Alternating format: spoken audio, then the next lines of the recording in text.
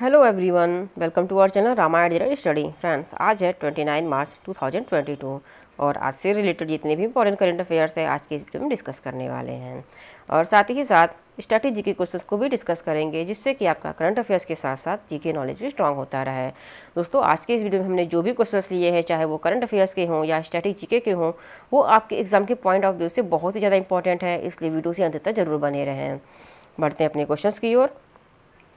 आज का पहला क्वेश्चन है, किस अंतर्राष्ट्रीय एयरपोर्ट ने विंग्स इंडिया 2022 में कोविड-19 का पुरस्कार जीता है? तो इसका राइट आंसर है ऑप्शन बी, कोचीन अंतर्राष्ट्रीय हवाई अड्डा, जो कि केरल में है। Cochin international airport limited CIAL ने विंग्स इंडिया 2022 में कोविड-19 पुरस्कार जीता है। CIAL को कोची हवाई अड्डा पर सुरक्षित यात्रा सुनिश्चित करने के लिए महामारी के समय मिशन सेफ गार्डिंग किस मिशन के लिए मिशन सेफ गार्डिंग नामक एक सावधानीपूर्वक परियोजना के सफल कार्यान्वयन के लिए सम्मानित किया गया है। और भी अवार्ड के बारे में जानते हैं। बेंगलुरु के कैंपेगौड़ा अंतर्राष्ट्रीय हवाई अड्डे ने सामान्य श्रेणी के तहत 2 सर्वश्रेष्ठ हवाई अड्डे और कार्यक्रम में एविएशन इनोवेशन पुरस्कार जीता है।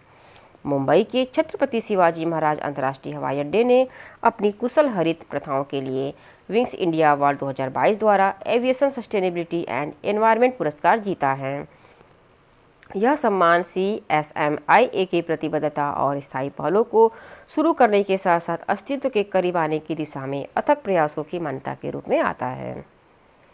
दोस्तों, ये इंपॉर्टेंट टॉपिक है, जो कि अवार्ड से रिलेटेड टॉपिक है, तो इसे आप लोग ध्यान दीजिएगा। नेक्स्ट है, हाल ही में विश्व रंगमंच दिवस वर्ल्ड थिएटर डे 2022 को कब मनाया गया? तो इसका राइट आंसर है ऑप्शन सी, 27 मार्च को। विश्व रंगमंच दिवस प्रत्येक वर्ष 27 मार्च को मनाया जाता है। इसे अंतर्राष्ट्रीय रंगमंच संस्थान अपने केंद्रों के माध्यम से प्रचारित करते हैं। यह दुनिया भर में रंगमंच थिएटर समुदाय द्वारा समर्थित है। इस वर्ष विश्व रंगमंच दिवस समारोह युवाओं, आने वाली पीढ़ी और उभरते कलाकारों पर केंद्रित है। नेक्स्ट है, किस भारतीय नौसेना ने अपतटीय सुरक्षा अभ्यास प्रस्थान का आयोजन किया है? इसका राइट आंसर है ऑप्शन बी, पश्चिमी नौसेना। भारत की पश्चिमी नौसेना कमान ने मुंबई से दूर अपतटीय विकास क्षेत्र में प्रस्थान कोड से एक अपतटीय सुरक्षा अभ्यास शुरू किया है।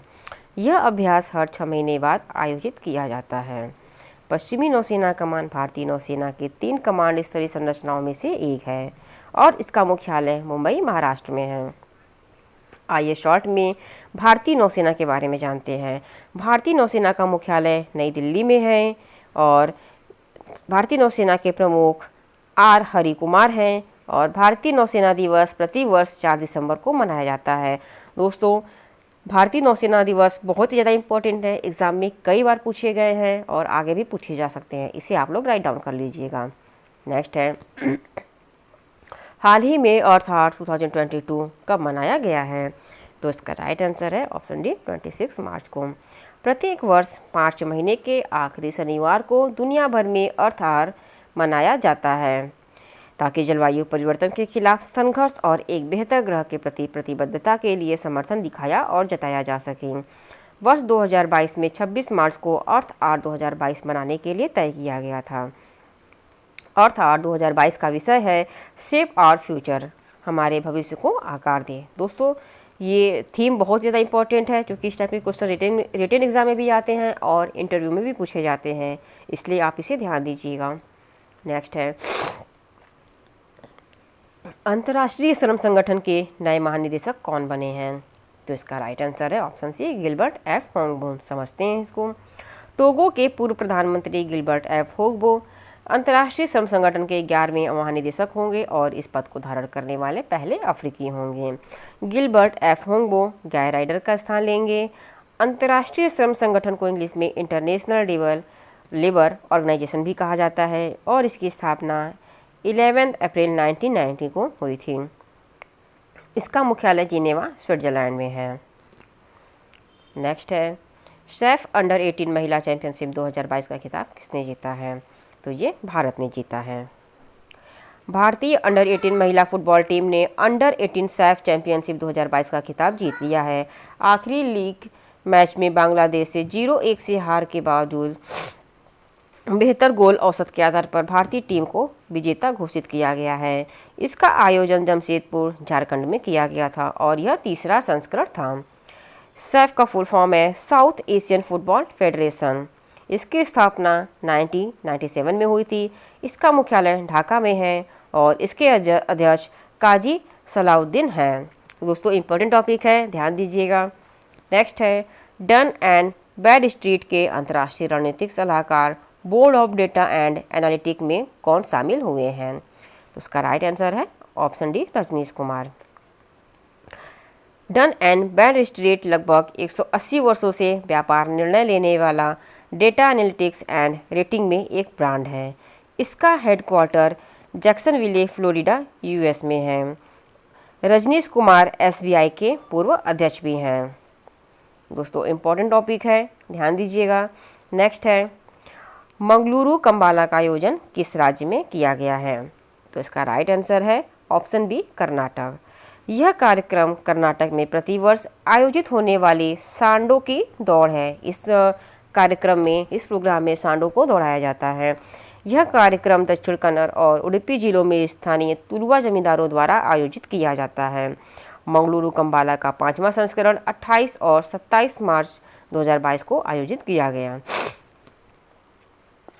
नेक्स्ट है प्रधानमंत्री गरीब कल्याण अन्न योजना को कब तक के लिए बढ़ा दिया गया है? तो इसका राइट आंसर है ऑप्शन बी, सितंबर 2022।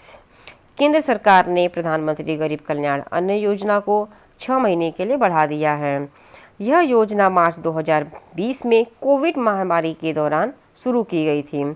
इस योजना के तहत प्रति व्यक्ति प्रति माह 5 किलो अनाज मुफ्त दिया जाता है। चावल, गेहूँ इत्यादि अनाजों को मुफ्त में दिया जाता रहा है।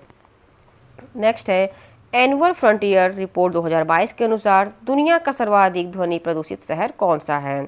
तो इसका राइट आंसर है ऑप्शन ए, ढाका। हाल ही में संयुक्त राष्ट्र पर्यावरण कार्यक्रम यूएनईपी द्वारा प्रकाशित एनुअल फ्रंटियर रिपोर्ट 2022 के अनुसार बांग्लादेश की राजधानी ढाका को विश्व स्तर पर सबसे अधिक ध्वनि प्रदूषित शहर के रूप में स्थान दिया गया है। इस रिपोर्ट के अनुसार ढाका शहर ने 2021 में सबसे उच्चतम स्तर पर 119 डेसिबल का ध्वनि प्रदूषण दर्ज किया है। उत्तर प्रदेश का मुरादाबाद 114 डेसिबल ध्वनि प्रदूषण के साथ सूची में दूसरे स्थान पर रहा है और पाकिस्तान की राजधानी इस्लामाबाद तीसरे स्थान पर है, जहां अधिकतम ध्वनि प्रदूषण 105 डेसिबल है। बढ़ते हैं अपने टॉप 10 स्ट्रेटेजी के क्वेश्चंस की ओर। पहला है लाल चींटी के डंक में कौन सा अम्ल होता है? तो इसमें फॉर्मिक अम्ल होता है। नेक्स्ट है विक्रम साराभाई अंतरिक्ष केंद्र कहाँ स्थित है? तो ये तिरुवनंतपुरम में है। केंद्रीय चावल अनुसंधान संस्थान कहाँ स्थित है? कटक, उड़ीसा में है। दोस्तों ये सारे क्वेश्चन बहुत ही ज़्यादा इंपॉर्टेंट है, एग्जाम में कई बार पूछे गए हैं, 1-2 बार नहीं कई बार ये पूछे गए हैं, इसलिए ये सारे क्वेश्चन बहुत ही ज़्यादा इंपॉर्टेंट है, इसे आप लोग राइट डाउन कर लीजिएगा। यूनेस्को का मुख्यालय कहाँ स्थित है? तो ये पेरिस में है। होप मिशन किसके द्वारा लॉन्च किया गया था? तो ये संयुक्त अरब अमीरात द्वारा लॉन्च किया गया था। नेक्स्ट है सिप गिला दर्रा कहाँ स्थित है? तो ये हिमाचल प्रदेश में है। जिम कॉर्बेट टाइगर रिजर्व किस राज्य में स्थित है? तो ये उत्तराखंड में है। संसद का उल्लेख किस अनुच्छेद में है? तो आर्टिकल 79 में संसद का उल्लेख है। इमली में कौन सा अम्ल पाया जाता है? तो ये टार्टरिक अम्ल पाया जाता है। दूध में कौन सा अम्ल पाया जाता है? तो लैक्टिक अम्ल पाया जाता है। दोस्तों सारे ही इंपॉर्टेंट क्वेश्चंस है, आप लोग ध्यान दीजिएगा, अच्छे से समझ लीजिए, राइट डाउन कर लीजिए। आज के लिए बस इतना ही। प्लीज़ हमारे चैनल को सब्सक्राइब कर दीजिए अगर आपको हमारा चैनल पसंद आया हो तो, और लाइक और शेयर भी कर दीजिए। Thank you.